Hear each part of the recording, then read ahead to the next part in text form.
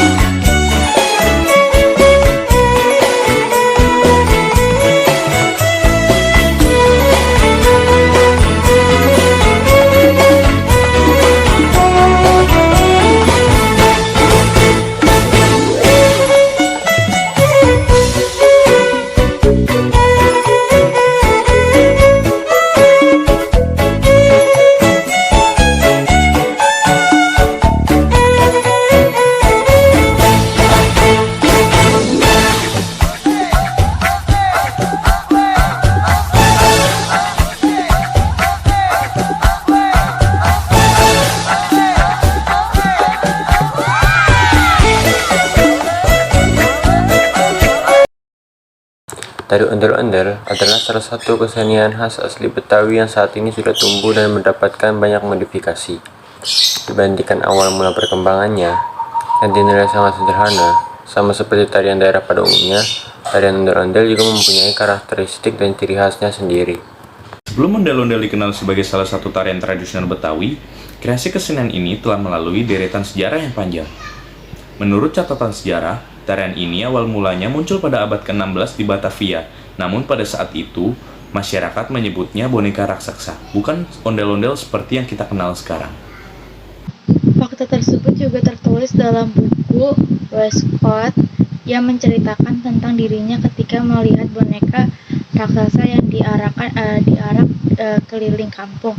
Kemudian pada era tahun 90-an, masyarakat mulai mengenal ondel-ondel dengan istilah borongan. Uniknya boneka borongan tersebut punya karakteristik seram dengan kumis yang melintang sehingga membuat anak-anak pada masa itu ketakutan. Nama ondel-ondel kemudian mulai dikenal sejak almarhum Benyamin meliris lagunya yang berjudul Ondel-Ondel. Kemudian pada era Gubernur DKI Jakarta Ali Sadikin tahun 1966 sampai 1977, beliau mengubah wajah ondel-ondel yang mulanya seram menjadi tampak lebih bersahabat. Tujuannya agar arak-arakan kesenian ondel-ondel di Jakarta bisa dinikmati oleh anak-anak tanpa adanya rasa takut. Fungsi kesenian ondel-ondel pada zaman dulu digunakan oleh masyarakat sebagai upaya penolak bala. Tidak hanya itu saja, tari ondel-ondel diyakini juga dapat mengusir gangguan roh halus yang gentayangan, sehingga tak heran jika kesenian ini sering dikaitkan dengan hal-hal yang berbau mistis. Pada era tahun 40-an, kesenian tari ondel-ondel bertujuan untuk memerankan nenek moyang atau leluhur yang senantiasa menjaga seluruh penduduk desa. Akan tetapi makna mistis tersebut hanya bertahan hingga era 50-an seiring dengan kemajuan pemikiran masyarakat Betawi. Dewasa ini fungsi ondel-ondel lebih bertujuan untuk menambah semarak pesta rakyat di ibu kota.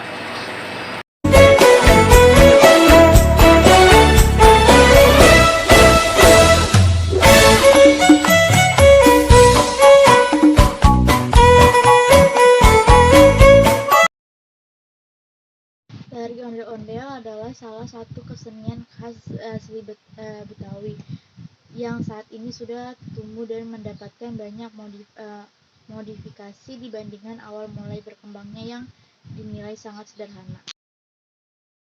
Sebelum ondel-ondel dikenal sebagai salah satu tarian tradisional Betawi, kreasi kesenian ini melalui deretan sejarah panjang.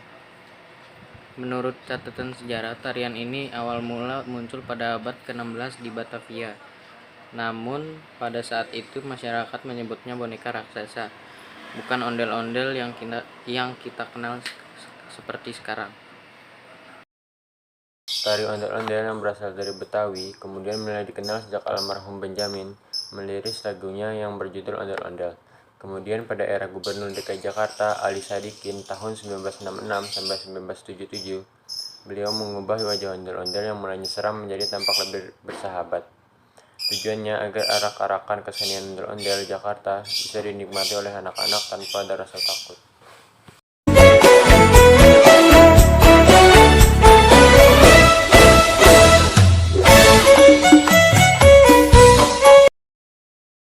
Pencaksilat berasal dari dua kata, yaitu pencak dan silat. Istilah silat sendiri dikenal secara luas di Asia Tenggara, di mana kata pencak digunakan di Indonesia, khususnya Jawa. Sementara itu, kata silat digunakan di Sumatera, Semenanjung Malaya, dan Kalimantan. Pencaksilat kemudian berkembang dengan mengedepankan unsur seni dan penampilan gerakan keindahan. Sementara itu, silat adalah inti dari ajaran bela diri. Awalnya, pencaksilat berkembang dari keterampilan suku asli Indonesia dalam berburu dan berperang, dengan menggunakan alat perang seperti parang, perisai, dan tombak. Pencaksilat sudah ada di Indonesia sejak zaman dahulu.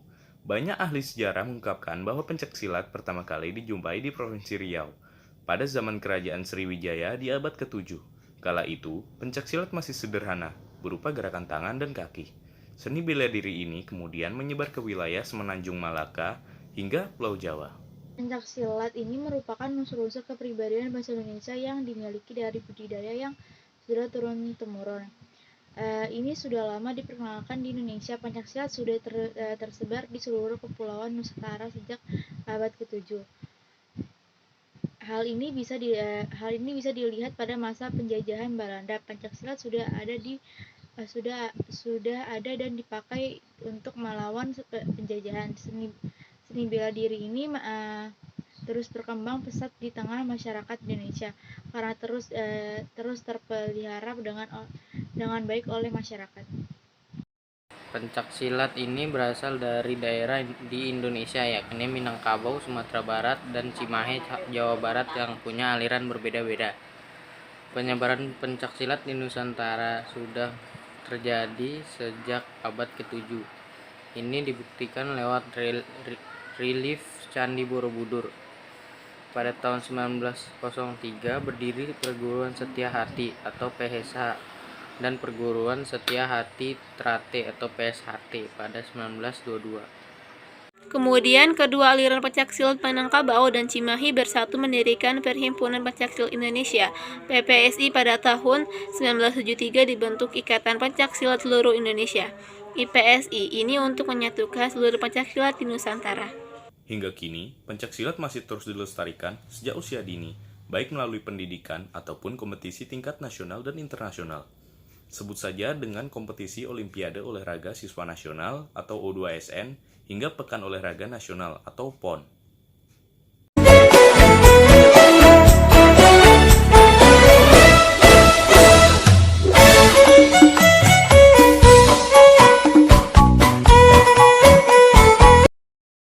Awalnya, pencaksilat berkembang dari keterampilan suku asli Indonesia dalam berburu dan perang dengan menggunakan alat perang seperti parang, perisai, dan tombak. Istilah silat sendiri dikenal secara luas di Asia Tenggara, di mana kata pencak digunakan di Indonesia khususnya Jawa. Sementara itu, kata silat digunakan di daerah Sumatera, Semenanjung Malaya, dan Kalimantan. Pencaksilat sudah ada di Indonesia sejak zaman dulu. Banyak ahli sejarah mengungkapkan bahwa pencaksilat pertama kali dijumpai di Provinsi Riau pada zaman Kerajaan Sriwijaya di abad ke-7. Pencaksilat berasal dari dua daerah di Indonesia yakni Minangkabau, Sumatera Barat, dan Cimahi, Jawa Barat yang punya aliran berbeda-beda. Seni bela diri pencaksilat adalah asli milik bangsa Indonesia. Budaya pencaksilat telah dikembangkan secara turun-temurun sehingga mencapai bentuknya yang sekarang. Pencaksilat memiliki 4 aspek sebagai satu kesatuan, yaitu mental, spiritual, bela diri, seni, dan olahraga. Pencaksilat seni bertujuan untuk mengekspresikan keindahan pencaksilat Pencaksilat seni berorientasi pada faktor-faktor keindahan, tetapi pelaksanaannya harus mengandung unsur-unsur logika. Pencaksilat bela diri.